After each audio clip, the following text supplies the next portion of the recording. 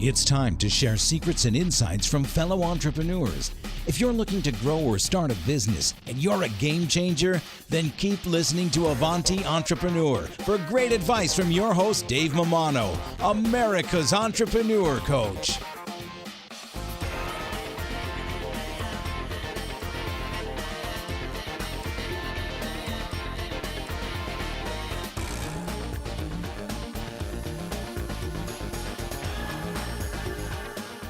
Hey, Avanti Tribe, Dave Mammano here. Just want to thank our sponsor, Paychex. You know, Paychex, they make it simple for businesses of all sizes to pay and manage their team. They make payroll easy with employee pay options, including direct deposit, checks, pay cards, and so much more. Founded over 4 decades ago to relieve the complexity of running a business so that the owners can focus on what matters most. Above all else, and more than any other company, Paychex makes it simple. Visit AvantiEntrepreneurGroup.com. Go to our partner link and check them out. They're offering you a free month of payroll just for giving them a shot as an Avanti Tribe member. Give them a shot, folks. They really help this podcast to be possible. Really appreciate Paychex. Now, enjoy the show. All right, welcome to the Avanti Entrepreneur Podcast. I am Dave Mammano, your host, and I am so massively excited that you're here today. What we do at the Avanti Entrepreneur Podcast is we help leaders and business owners and thought leaders and just people that want to suck the juice out of life. What we do is we help them move forward. And the way I do this is I develop great content with incredible guests. And today I have not only an incredible guest, I have, I'll say, a massively incredible guest who has his dog on the show as well. So we'll say hello to the dog too. But so today I have on the show, John Livesay. John, welcome to the Avanti Entrepreneur Podcast. Thanks, Dave. I've been a big fan of you and your show, so I'm really honored to be here. Well, I really appreciate that. I was on your podcast a couple months ago and really enjoyed that. And thank you for having me on your show. We met through a mutual friend who I jokingly say that I have a bromance with. His name is Stephen Wessner. And we both know Stephen, love Stephen, and so I have to thank him again for introducing us. So, John, I'm going to read your bio, and we're going to dig into your journey. How does that sound? Sounds great. All right, so John Livesay is known as the Pitch Whisperer. As a keynote speaker, he helps salespeople become magnetic storytellers with the ability to make irresistible offers to their ideal clients. John has captivated audiences in settings ranging from Anthem Insurance to Coca-Cola's CMO Summit. He is also the author of The Successful Pitch, Conversations on Going from Invisible to Investable. He also is the host of the Successful Pitch podcast, which is heard in over 60 countries. He is currently the co-founder, CMO of QuantmRE, which is creating an asset-backed cryptocurrency token that allows investors to buy and sell real estate. He has appeared on TV as the expert on how to ask for what you want and get a yes. And during his 20-year career in media sales with Conde Nast, John worked across all 22 brands in their corporate division and was the recipient of Salesperson of the Year honors. John, that's pretty crazy good bio. Congratulations on your journey so far. Thank you. Well, it's been fun and it's been diverse and it's exciting to see what's the next chapter is. Yeah, and it continues to unfold, right? So if 5 years ago someone said you were involved with cryptocurrency, you would probably say, what? What's crypto? What are you talking about, right? So I would have indeed, yes. If someone said to me 5 years ago, you're going to be hosting a podcast and turned it into a book, I would have said, what? What's a podcast, right? So, well, let's start with the Pitch Whisperer piece of it, because that seems to be one of your superpowers. With really helping people take their product, and a lot of times they're as they stay in the woods creating this product, and they really sometimes could have a difficult time telling the story to the outside world. You, outside in storyteller, are able to help them bring their product, their story to life. So how do you do that? Tell us a little bit more about that, if you don't mind. Well, the way I help people, both big companies as well as individual entrepreneurs, craft a really great elevator pitch, is have them answer these 2 questions. Who do you help and what problem do you solve? And realize that when you meet somebody new and they say, what do you do? It's not an invitation for a 10-minute monologue. Your whole goal is to get them intrigued enough to say, oh, that's interesting, Dave. Tell me more.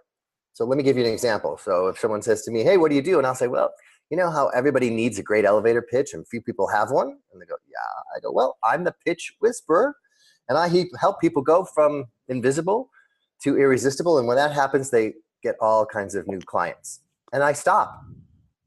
Boom. And then people go, well, what's a pitch whisperer? I know what a horse whisperer is. And I'm like, oh, well, a pitch whisperer is somebody who helps people with their confidence and calms them down, because we get nervous when we have to pitch anything, to get a new client, to get our startup funded, to hire new people.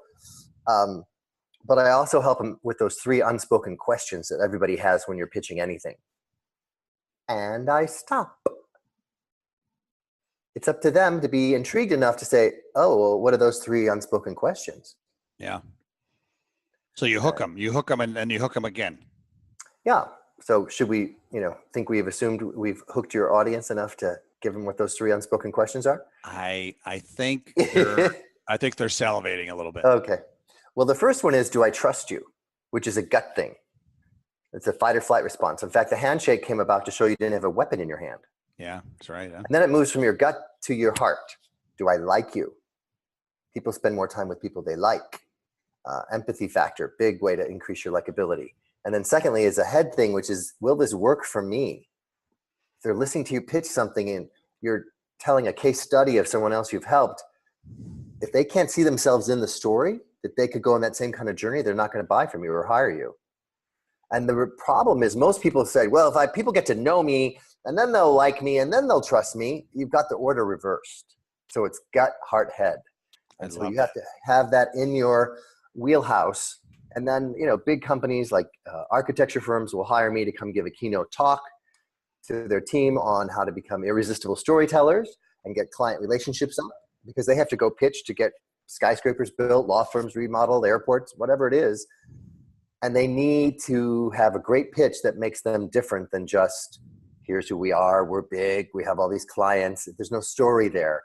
And so once I help them craft a story of how the company started, what the culture is, why they're so personally passionate about it, and tell stories instead of selling, then they start getting more wins.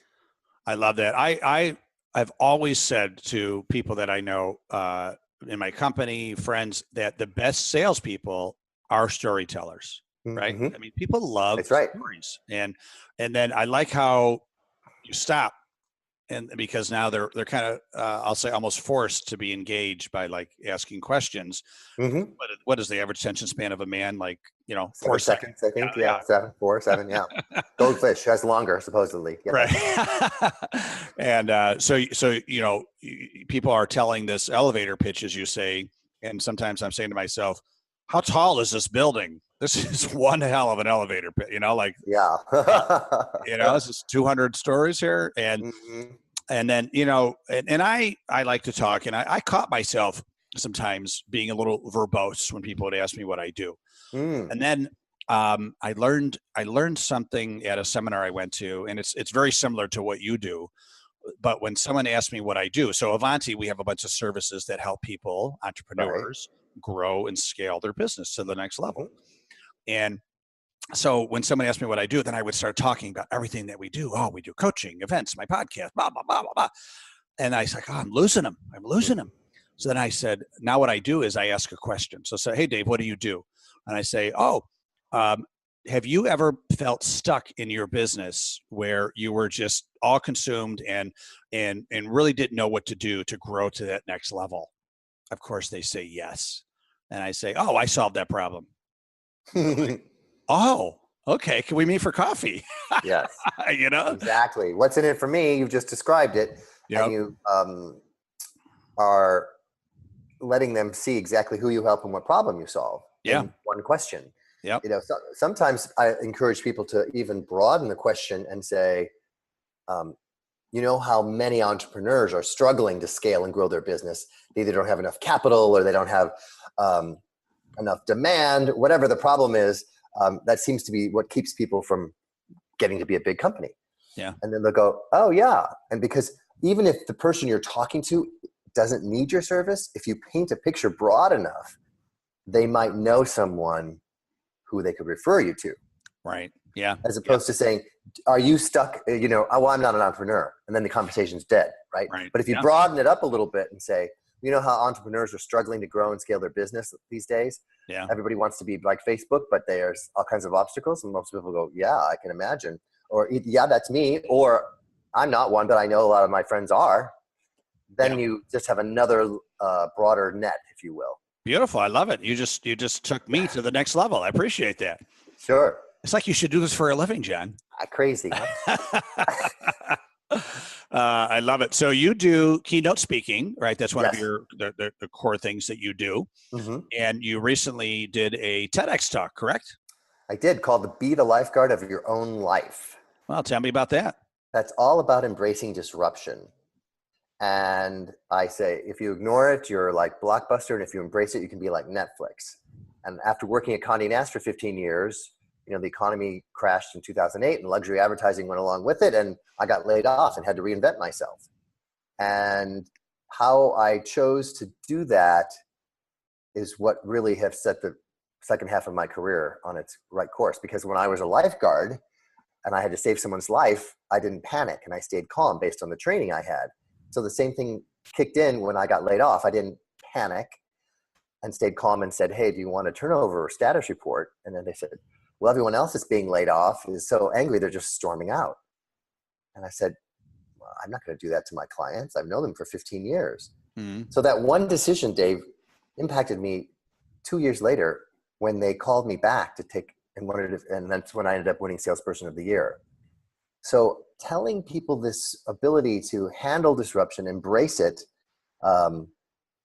is not just on a technical standpoint, but just an emotional standpoint of getting your mindset ready and getting out of your comfort zone is really the secret. I don't think there is such a thing as a comfort zone anymore. And we all have to get into a learning zone. And that's why I decided to get into the learning zone of learning and understanding the blockchain. Because at first I thought, one more thing to learn. Is this really a thing? And then I realized I got to walk my own talk and embrace this. Yeah.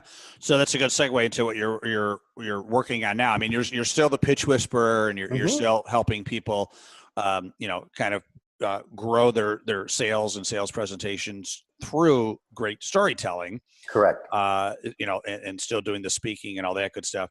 But as we talked about, you are now the co-founder and CMO of a new company called QuantmRE.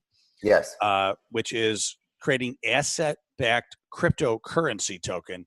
So I think for a good 90% of the audience, I'm speaking Latin right now. Yes. Sure. Let me see if I can make it more conversational.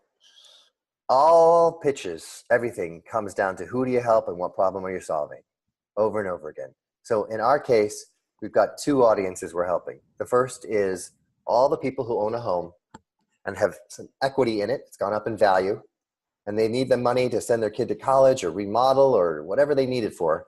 Their only way short of selling the house to get that cash is to take on another loan or refinance, and typically interest rates go up and all that stuff.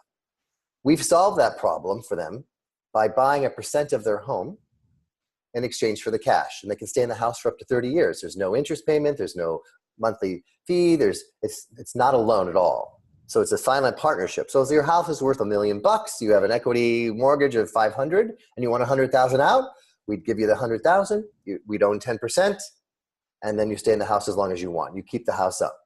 Then when you sell the house, whenever that is, we settle up, right? If it's still only worth $1 million, we'd get our 100,000 back. If it goes down, we'd get a little bit less. If it goes up, we'd get the 100,000 plus some appreciation sharing in the profits because we're doing the ride. Unlike a loan, where you owe that amount of money whether your house goes up or down. Right. So that's a huge problem to solve. There's a lot of people that are stuck. They either don't qualify as entrepreneurs. Sometimes if you don't have enough income, you can't even get an equity loan. So if the equity ratio is strong enough, we could help entrepreneurs who have some equity in their house and the bank won't give them a loan, or these people who just want to go into more debt. The second problem we're solving is it's not a very liquid asset for investors because you have to wait for people to sell the home.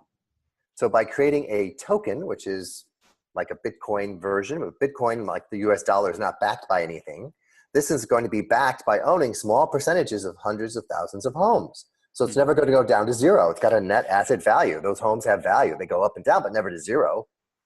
So if you want to get into the real estate game, the other problem we're solving is most people need a huge amount of cash to buy income property or even buy a second home to rent out. And they have the headaches of being a landlord. Now you can buy this token and you're in the real estate game without having to be a landlord or have huge amounts of cash. So the overall message is it's a freedom movement. We're helping people get freedom to access the cash that's theirs without debt, because debt is really a prison. And we're helping people who've never been able to get into the real estate game have the freedom to invest in real estate without having to be a landlord. Does that make more sense than? Very, very much sense, and very, very fascinating. I'm one of those guys that really, I don't know too much about cryptocurrency and Bitcoin. I mean, there's only so much my brain can process, and I've got a wife and 3 kids, and a growing business, and that seems to be enough right now. So, yes. But I, what really clicked with me is that it's actually backed by something, right? In your case, your token's backed by these homes, right? Right, exactly. Equity in the home. So that's very interesting, because I think a lot of people think cryptocurrency and Bitcoin is backed by vapor, and you're telling me that it's not. I mean, there's something behind all this stuff. Well, Bitcoin is not backed by an asset. Ours will be backed by real estate. So that's the difference. There's a huge difference. So not all cryptocurrencies are backed by things. Bitcoin is not. It's strictly a speculative thing. So it is a little vapor over there, but yours, there's some substance. Okay. Yes, because it's a real business. We're just tokenizing it to make it liquid. Right. So that's what made me want to join it. Because the team has already done $250 million worth of equity release in California. Wow. So there's proof of concept. We know how to do it. We know how to be compliant with the SEC and all that kind of stuff. And then the fun part comes when we start exploring options. That's the marketing element. And this is where the creativity comes in. And ideally, all your listeners can start thinking of who can we co-brand with to help get press, help get credibility, help us grow. So the example for us is if people are taking money out of their house, most of them are going to remodel with it. Mm-hmm. What if we sent them to Home Depot? And Home Depot gave them a little concierge service. Yeah. Now we're driving all kinds of leads with a substantial amount of money to Home Depot, and we could explore a partnership there. Yeah. And get all kinds of press for both brands. Also, when you take money out of your house and it's gone up in value, you probably need to reinsure your house at the new level. Mm-hmm. That becomes a trigger event for an insurance company. So whether it's farmers or anybody, whoever it ends up being, we could. So that's what I mean by who can you co-brand with? What problems are you solving that other brands would benefit from? And that's how you scale your business, in my humble opinion. Right. Interesting. Well, it seems like you're on the bleeding edge of all this. So hopefully in 5 years, you'll still be talking to me. Congratulations. Go ahead. No, I just don't. You finish, and I was just to say, sometimes people are afraid to be on the bleeding edge. Yeah. And that's that whole thing on my TEDx talk. There's no such thing as the comfort zone anymore. So just get in the learning zone, and then you're not afraid of figuring things out as you go and learning things and having things change, because it's the amount of change, and it's a hockey stick that's happening in the world. Yeah. No generation has ever experienced this much change this fast. Yeah. So hard to keep up. Yeah. So the only way to do that is to embrace it and not be afraid of it. So that's the message. When I hear bleeding edge, I think, oh, that's going to scare people. And I just want to say, you have to do it now. There is no comfort zone. Mm-hmm. Well, yeah, it's almost like I got a iPhone 10X this weekend, and I was pretty happy with my other iPhone. It was an iPhone 6, 6S, right. But it was time for the upgrade. I'm like, oh, do I want it? I'm very comfortable with my iPhone 6S, and I got this, and I look at my iPhone 6 now, and I'm like, how did I use that thing? It's almost a flip phone, isn't it? Yeah, exactly. And it's just really, to your point, having the kind of mustering up a little bit of courage is to say, I got to jump forward. I got to go. I got to keep on moving and learning.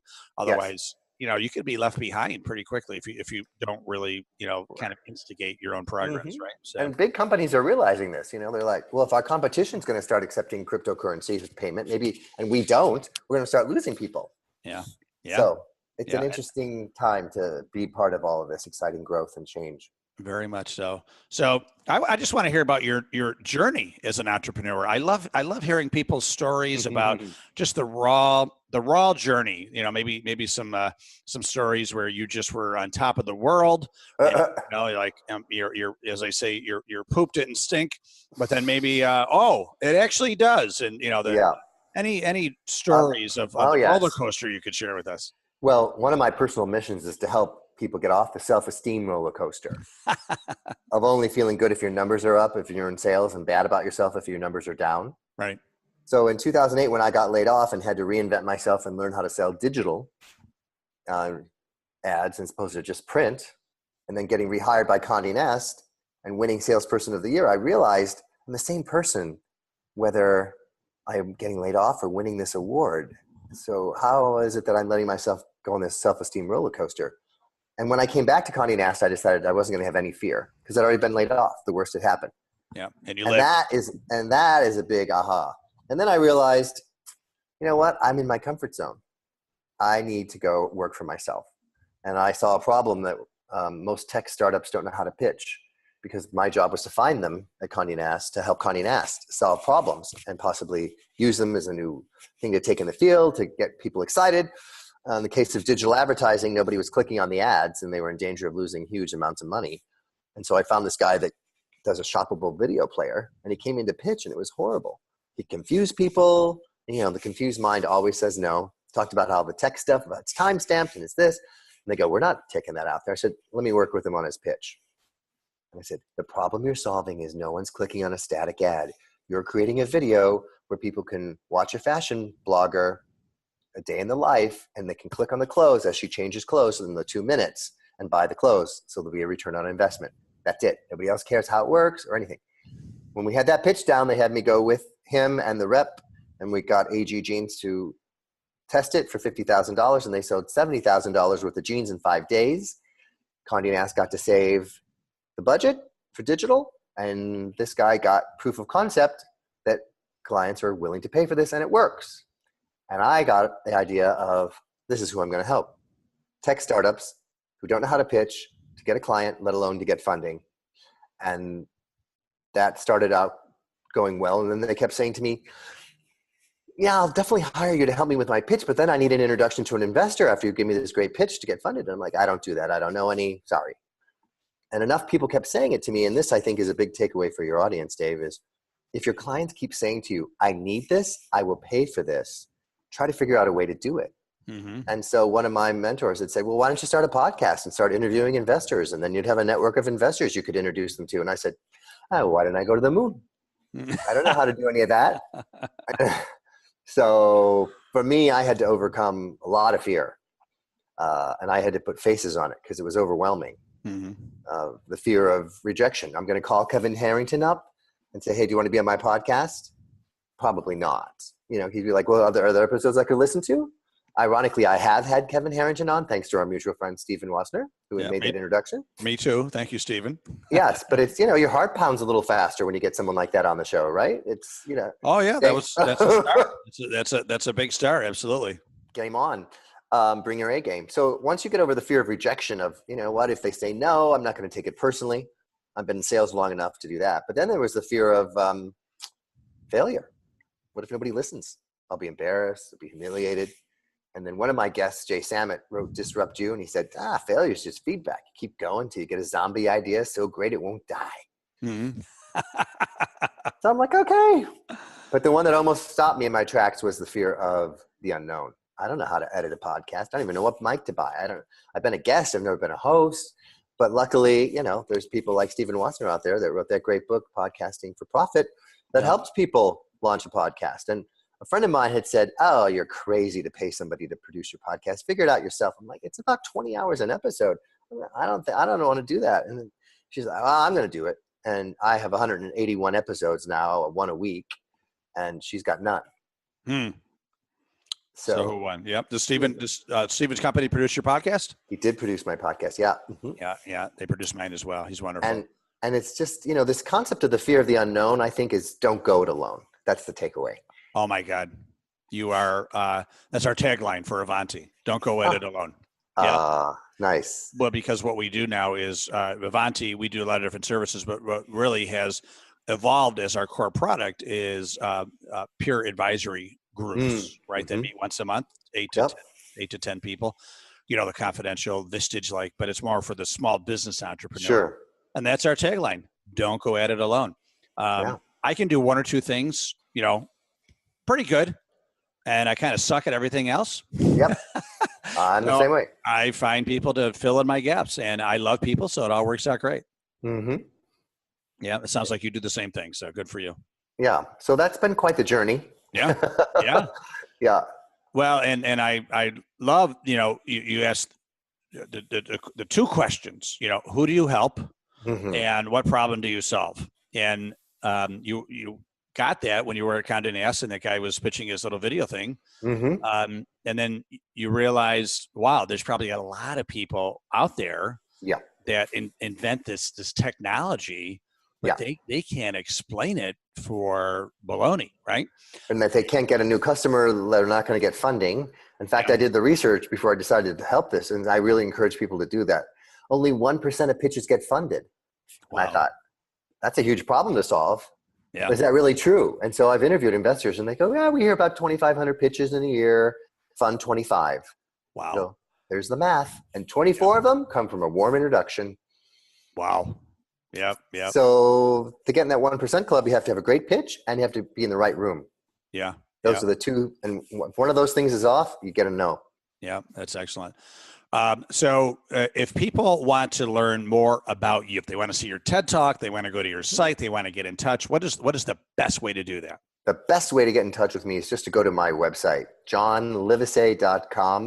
And if you can't remember that, you can just Google the Pitch Whisperer and I'll come up that way as well. My TEDx talk is on my website, as well as all of my podcasts and some clips of me on television that give some great insights as well.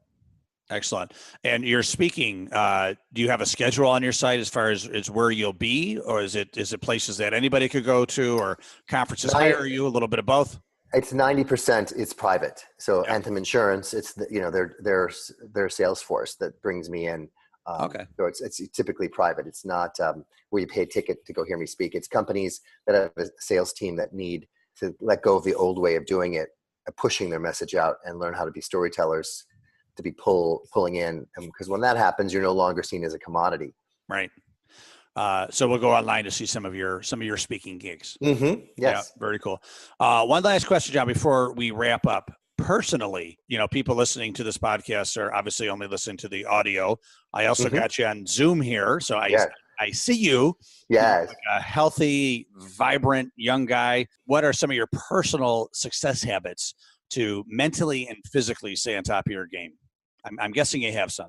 I do. Well, let's start with the mental one first. I'm a big gratitude journal guy.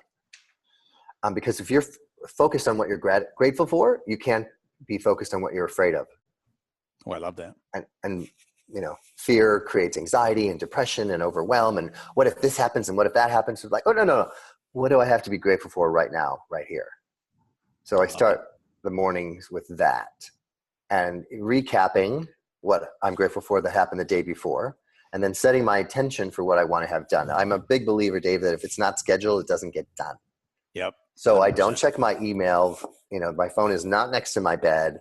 I do a whole series of meditation and exercise, walking my dogs before I tackle that. And I know I blocked out some time to either be on your show or whatever else I'm doing that needs to get done, so that I'm not constantly just putting out fires and responding to emails.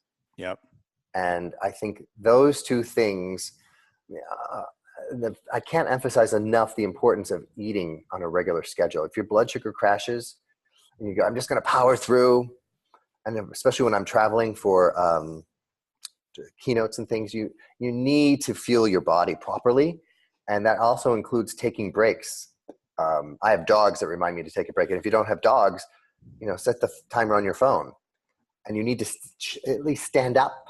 Sitting is the new smoking. You've heard that before. Yeah. So you have to change your state. Even if you just got up for 5 minutes and walked around your office or outside for fresh air and come back, I promise you'll be more productive. Yep. Oh, I agree. Especially, I'm sure you've been in these all-day retreats where you're inside all day. And we had this guy from Brazil a couple of years ago. I'm in this organization called Small Giants a few years ago, and we did an all-day retreat. A gentleman from Brazil ran it, And he made us go outside, like, I think it was like 3 or 4 times throughout the day. That's It was nice. very I'm like, healthy. oh, yeah, hello, and he's like, sunlight on my face, get some air. Yeah, he's like, you Americans, you stay inside all day, power through, and it's like, we're going outside. We're going to breathe fresh air, get some sun. And it definitely was very refreshing. So, so John Livesay, thank you so much. And if anybody wants to Google, I'm going to spell your last name just so people got it. Livesay, literally spelled Livesay, but we say Livesay, right? And so, John, true pleasure. Thank you so much for your time and putting me in your schedule. Very much appreciate that. And I wish you massive continued success with everything that you're doing with your speaking and the pitch whispering and the new cryptocurrency thing, which sounds very fascinating. And and once again, if people want to get in touch with you, just give you a Google and you'll come right up, right? That's right. Excellent. Well, thanks, John. Appreciate your time. Thanks, Dave. And thank you, Avanti Entrepreneur listeners. Appreciate you being on the show as well, listening to John and me. If you ever want to listen to more podcasts, please go to AvantiEntrepreneurGroup.com, where we have over 100 podcasts now. I don't have as many as John yet, but John, I think you're like around number 110 or something. So I'm getting there. I'll catch up to you, right? So yeah, please make sure everybody check us out on the web, AvantiEntrepreneurGroup.com. You can also throw me an email anytime, David@davidmammano.com. You want to learn more about what we do, our advisory boards, etc. We're here for you. Make it a great day and stay awesome. Thank you for listening. Head over to AvantiEntrepreneurGroup.com for show notes and more helpful advice from entrepreneurs like you. Continue to find your entrepreneurial rhythm at the Avanti Entrepreneur Podcast.